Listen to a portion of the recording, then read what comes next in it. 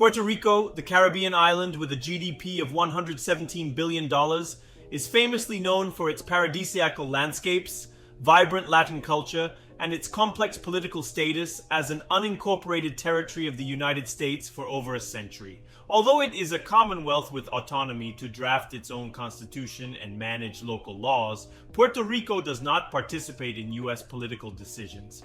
Its 3.2 million inhabitants do not have the right to vote in presidential elections and have very limited representation in Congress, despite contributing to federal taxes. Over the decades, this status quo has fostered resentment, sparking debates about Puerto Ricans' identity and future, with positions advocating for both independence and full incorporation as a U.S. state. However, Puerto Rico faces numerous barriers to achieving either of these alternatives, including internal disagreements on the ideal future for the island and hesitations from the United States regarding official incorporation. In this video, we will explore why the United States refuses to make Puerto Rico a state and what potential challenges are associated with this situation. To begin this discussion, understanding Puerto Rico's current condition requires delving into the historical and political factors that explain the motivations behind the U.S. reluctance to formalize Puerto Rico as an official state.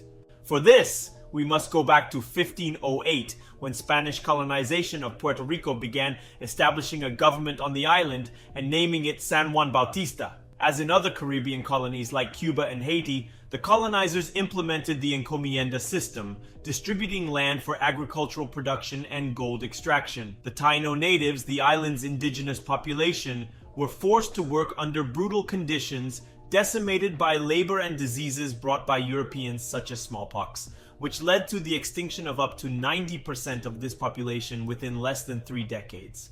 By the mid-16th century, with increasing threats from other European empires, Spain recognized Puerto Rico's strategic importance as a point of defense and a trade route in the Caribbean. Military forts were built to protect the island from Dutch, French, and British invaders, making Puerto Rico a crucial point for Spanish transportation routes between the Americas and Europe. In the 19th century, the desire for greater autonomy and even independence began to grow on the island. In 1808, when Napoleon Bonaparte invaded Spain and overthrew the monarchy, many Spanish colonies, including Puerto Rico, questioned their ties with Spain.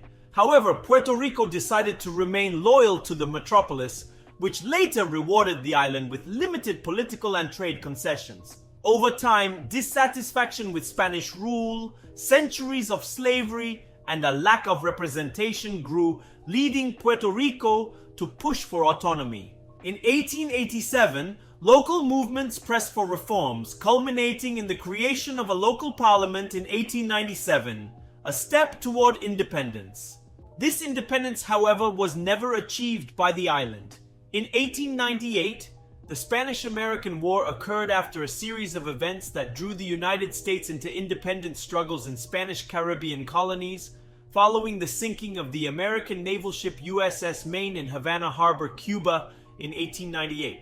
This situation led to a direct war between Spain and the United States in April of that year, forcing a Spanish surrender after an 8-month conflict. It marked the end of Spain's 400-year empire in the Caribbean after Spain ceded territories such as Cuba, Guam, Puerto Rico, and the Philippines to the Americans. While regions like Cuba gained independence after Spain's defeat, Puerto Rico and Guam became U.S. territories. The U.S. presence in Puerto Rico initially reflected an expansionist strategy driven by military and economic interests. The island's location in the Caribbean was crucial for the U.S., offering a strategic point to control trade routes and maintain a strong position near the Panama Canal, which was completed in 1914. Puerto Rico's possession provided protection against European influences in the Caribbean and established an advanced post to safeguard the growing American trade routes in Latin America and between the Atlantic and Pacific Oceans.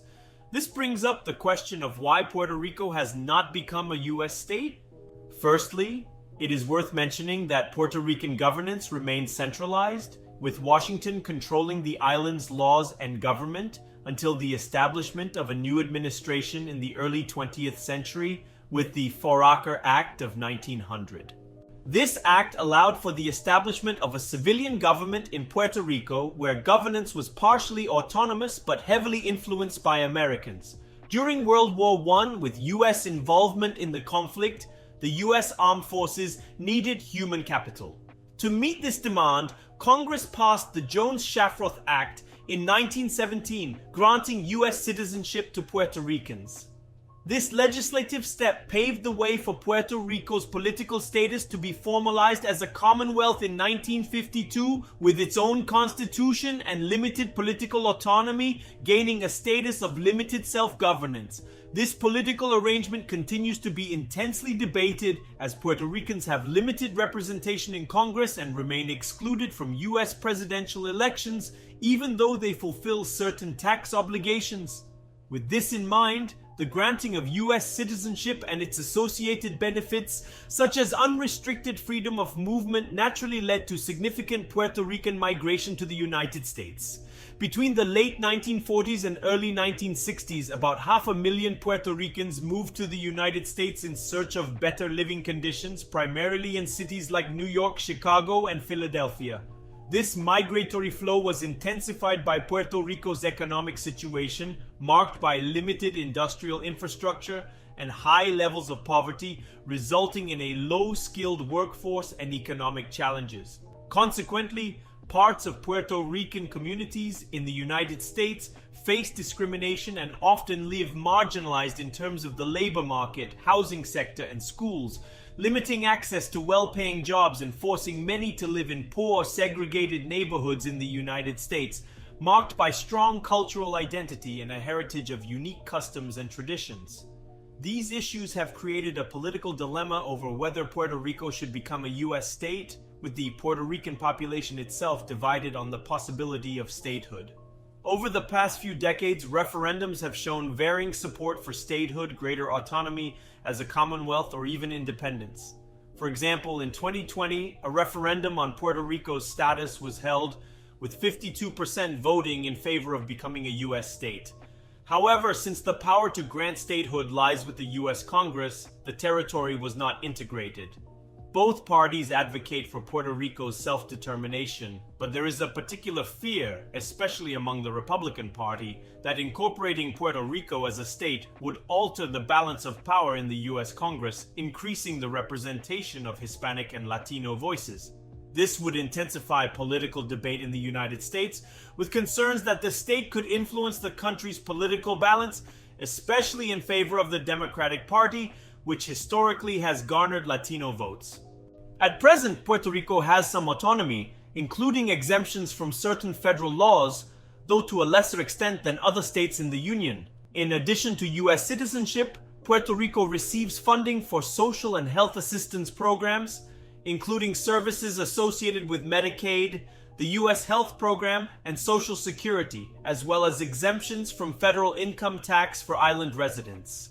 On November 5th, 2024, another referendum was held, where 57% voted to become a state, 31% for independence, and 12% opted for independence with free association. It is important to note that this last option differs from Puerto Rico's current status as a commonwealth under U.S. sovereign control. Freely associated states such as Micronesia, Palau, and the Marshall Islands have special sovereignty agreements with the United States called Compact of Free Association. These agreements, established from 1986 onward, guarantee full independence, allowing these countries to be sovereign in terms of domestic and foreign policy while maintaining the right to establish diplomatic relations and participate as full members of international organizations like the UN. In return, the US provides military protection, financial assistance, and access to certain federal programs, while the inhabitants of these states can live, study, and work in the US without a visa, though they lack US citizenship. The outcome of this latest referendum reflects the public opinion division regarding Puerto Rico's status under American control, as in a hypothetical scenario of independence, the region would lose many of the incentives provided by Washington.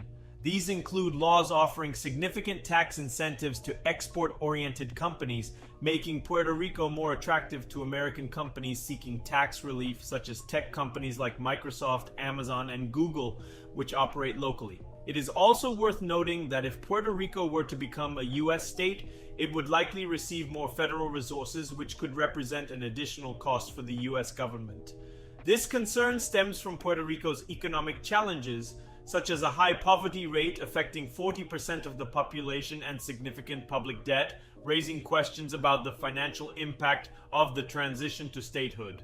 These factors frequently raise concerns among many Americans and Puerto Ricans who weigh the pros and cons of changing Puerto Rico's political status. Additionally, Puerto Rico has a distinct cultural identity, with Spanish as the primary language and a cultural heritage shaped over 4 centuries. Some fear that statehood could gradually erode this identity, replacing it with an American one, as the state might face federal policies that do not adequately reflect its cultural needs. Therefore, for nearly a century, Puerto Rico has remained in a political limbo as a Commonwealth, which brings both benefits and contradictions that influence public opinion among Puerto Ricans regarding the island's over 500 years of subjugation under foreign rule. Many factors make Puerto Rico's annexation as a US state impossible, including its population's indecision. It is crucial for Puerto Rico to reach a consensus on the best path forward, choosing the most beneficial option for its people. Thank you so much for watching this video. If you can, drop a comment below with the next topic you'd like to see on the channel. Don't forget to like the video, subscribe, and share it with your friends. Thanks again for your support, and see you in the next video.